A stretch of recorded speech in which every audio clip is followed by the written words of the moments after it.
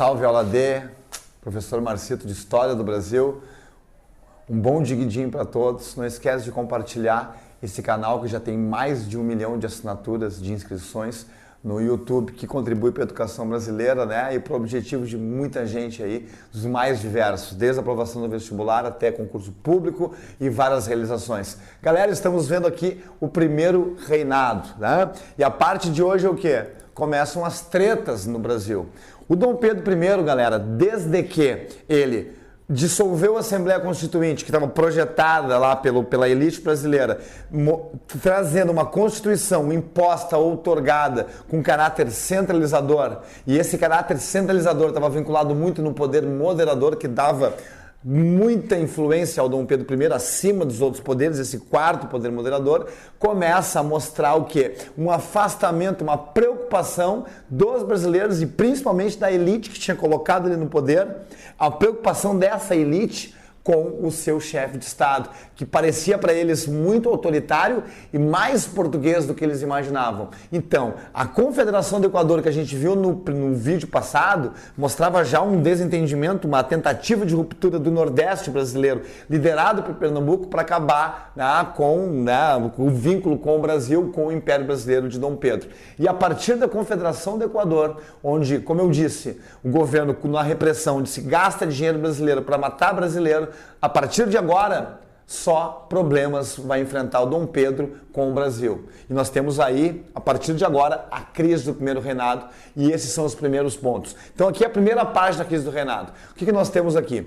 A Guerra da Cisplatina, que vai culminar com o quê? Com a independência do Uruguai em 1828. A região do Uruguai chegou a ser brasileira. Ela foi ocupada em 1816 no governo de Dom João, certo? Vai se chamar Província Cisplatina, antiga banda oriental. Esse território começa a lutar então por independência. Na verdade, a colonização inicial da região ela é espanhola, né? A origem não é portuguesa nem brasileira. Então essa galera aqui do Uruguai começa uma luta pela independência e ela vai ser seduzida também pela Argentina. A Argentina tem um sonho antigo de reincorporar o antigo vice-reinado do Prata, ser uma espécie de império paralelo ao Império Brasileiro, uma força política no local. Até mesmo porque, galera, o que a gente tem aqui? A gente tem o Rio da Prata, a Bacia do Prata, que ela gera interesses comerciais, interesses econômicos, interesses de navegação. Então vai ter o quê? Um processo de início de insatisfação de independência.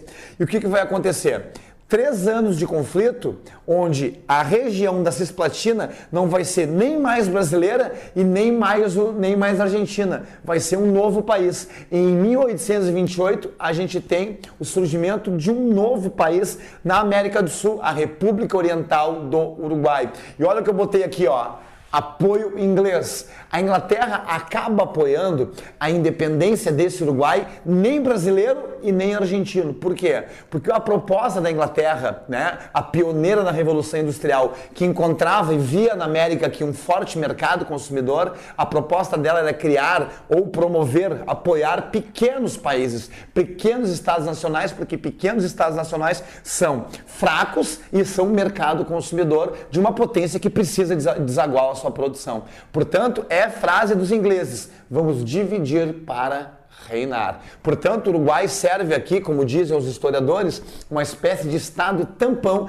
entre Brasil e Argentina. Grandes impérios, grandes territórios na América podem levar o quê? Forças soberanas, autônomas, que com o tempo pode gerar o quê? Pode gerar países independentes, industrialmente, né, livres, né, dessa exportação, né, e não consumidores na Inglaterra. Então isso não é interessante. Aí nós temos uma questão de independência ligada a questões de liberdade, de soberania e também a geopolítica dentro de um contexto internacional que é o da Revolução, da Segunda Revolução Industrial, que se inicia no século XIX. E por que isso vai ser crise para o Dom Pedro? Por que o Brasil vai acabar com isso e se afastando cada vez mais do seu imperador português? Porque nessa guerra do Uruguai que perdemos, gastamos dinheiro. Há quem diga que o Dom Pedro fez recrutamento forçado a militares brasileiros. A gente gasta dinheiro, recruta soldados de forma forçada para perder um território. A Guerra da Cisplatina é a única guerra onde o Brasil luta e perde um território. Então nós temos aí o imperador, que para o Brasil é autoritário, é português mais do que brasileiro, e aí não consegue nem manter um território, certo? O Dom Pedro começa cada vez mais, né, a romper o seu cordão umbilical com a elite brasileira. Um outro ponto aqui é a questão da sucessão portuguesa. Morre Dom João VI, seu pai lá em Portugal, e o herdeiro direto é o Dom Pedro.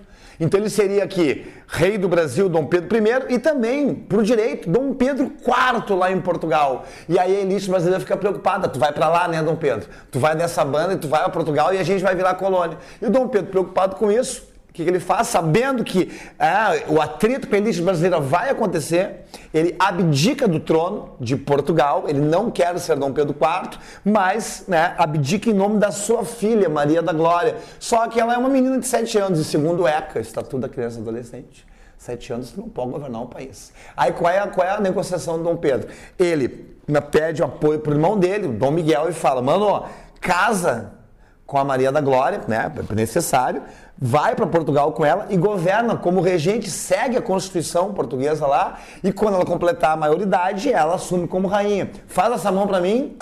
E o Dom Miguel falou, não, pode deixar para mim, mano, que eu faço. Baita troll, não fez nada. Até eu fico pensando, porra, o cara era irmão dele, casou com a filha dele, então agora ele é irmão e é sogro dele também. E a filha dele agora é filha e cunhada, deve ser por isso que deu treta. Nada a ver. A questão é o seguinte, quando Dom Miguel chegou em Portugal, ele rompeu o trato com o irmão dele, rompeu a Constituição e, de forma golpista, se declarou rei de Portugal, certo? Contra a proposta do Dom Pedro. O que faz Dom Pedro, galera?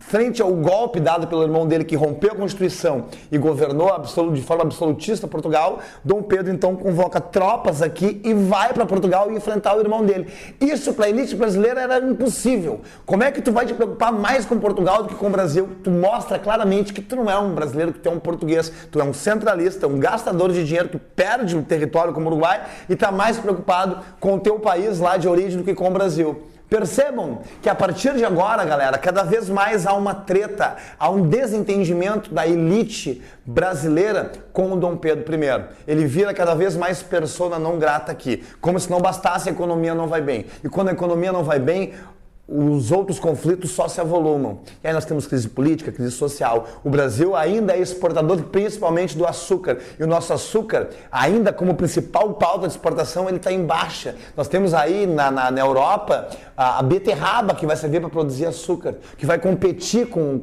a nossa cana aqui. As nossas exportações estão caindo, a nossa balança comercial é deficitária, nós temos dívidas, nós consumimos produtos ingleses, a gente está no negativo. A crise econômica é tanta que o Banco do Brasil, criado com o pai dele, Dom João, vai à falência em 1829, só voltando a ser reaberto, reinaugurado no segundo reinado. Estamos nos primeiros momentos da crise do Dom Pedro I, que no dia 7 de abril de 1831 vai abdicar e sair do Brasil.